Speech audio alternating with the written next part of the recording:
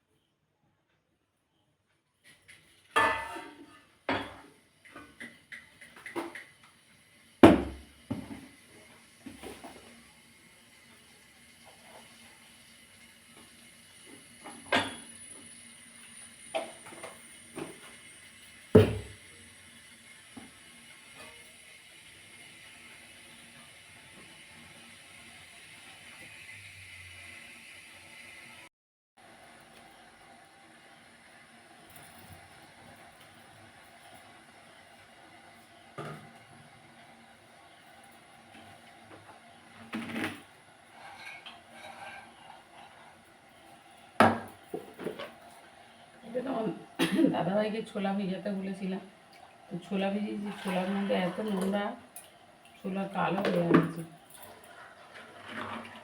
অন্য কিছু তো খাওয়া চলবে না, চানাচুর বা চপ টপ খাওয়া চলবে না, শরীর খারাপ। তো ছোলা দিয়ে মুড়ি খাবে বলে ছোলা নিয়ে গেছে। তা বললাম ছোলাটা ভিজিয়ে তো আমি রুটিটা সেঁকছি। ছোলা ভিজিয়েছে, ছোলা এত কাদা, দেখো জল কালো হয়ে গেছে। জল কালকে কেন ছোলা ভিজোনো কালো হয়ে গেছে। এবার আগে ছোলা ভেজে দিলে তাহলে খেত, মানে কড়ায় তেল দিয়ে ভেজে দিলে তবে খেত। মানে ছোলা ভাজা, কাঁচা ছোলা একদম খাবে না, ছোলা ভেজে দিলে তবে খাবে। এখন বাধ্য হয়ে মানে কাঁচা ছোলা খাচ্ছে, খাবো বলেছে, মানে আজকে নিয়ে গেছে। যতক্ষণ মানুষের শরীরে একটা কিছু না সমস্যা দেখা দেয় ততক্ষণ তো মানুষ বদলায় না। আমার এবার সমস্যাটা দেখা দিয়েছে। এবারে ইয়ে হয়েছে, মানে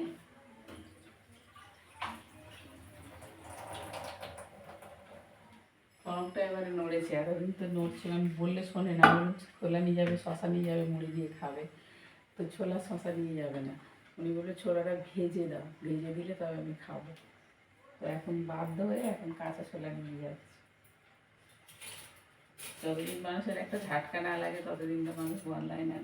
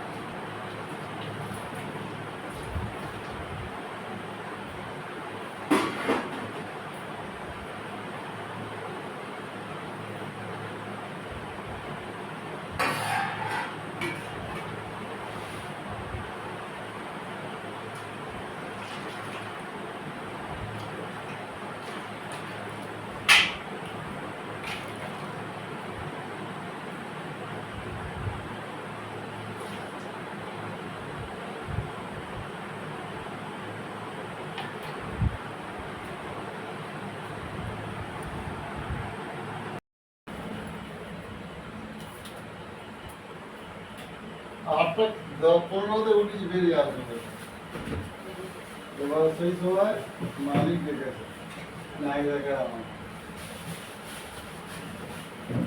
কি জন্য দেখেছি জানি না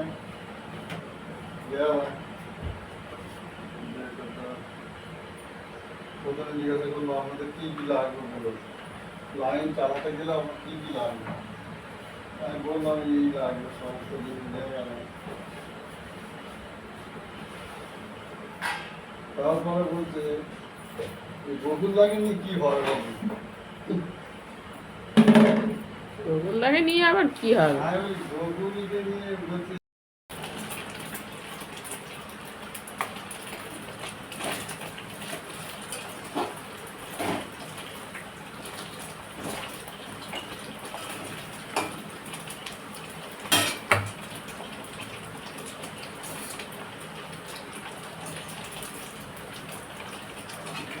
কড়াটা এত পাতলা না, এতে কিছু দিলেই সঙ্গে সঙ্গে ফুলে যায়।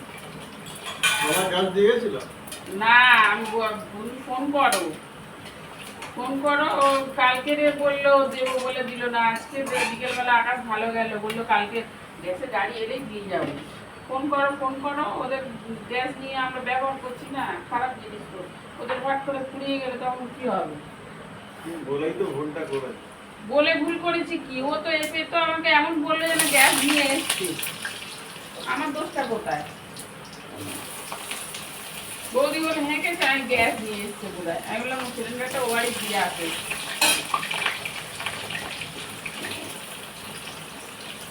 আমি দেখেছি আমার বেড বন্ধ হতো, বলতে আমি সঙ্গে সঙ্গে বলি সিলিন্ডারটা ও বাড়ি দিয়ে আসো, ওদেরটা আমি আজকে নিয়ে এসছি, আমার খুব অসুবিধা হচ্ছিল। সেটা বন্ধুরা যে ঘরে বানিয়েছি পনির, দুধ খাবো না বলে দাদা ভাইয়েরও দুধ খাওয়া বারণ, আমারও দুধ, আমি তো দুধ খাই না, দাদা ভাই তো খায় না, দাদা ভাই খায়, দাদা ভাইয়েরও বারণ খাওয়া, এখন ওতে একটু অ্যাসিডিটি হচ্ছে। তো 1 কেজি দুধ ছিল, তো দুধটাকে কেটে পনির বানিয়ে নিয়েছিলাম, ছানা করে পনির বানিয়ে নিয়েছিলাম, সেই পনিরের তরকারি হচ্ছে রাত্রে, যে আলু দিয়ে গোটা গরম মশলা ফোড়ন দিয়েছি আর টমেটো দিয়েছি আর কাঁচা লঙ্কা দিয়েছি, একটু কালারের জন্য লাল লঙ্কার গুঁড়ো দেবো, দিয়ে আর পনির বানাবো, পনির আর রুটি, আটা মাখানো আছে।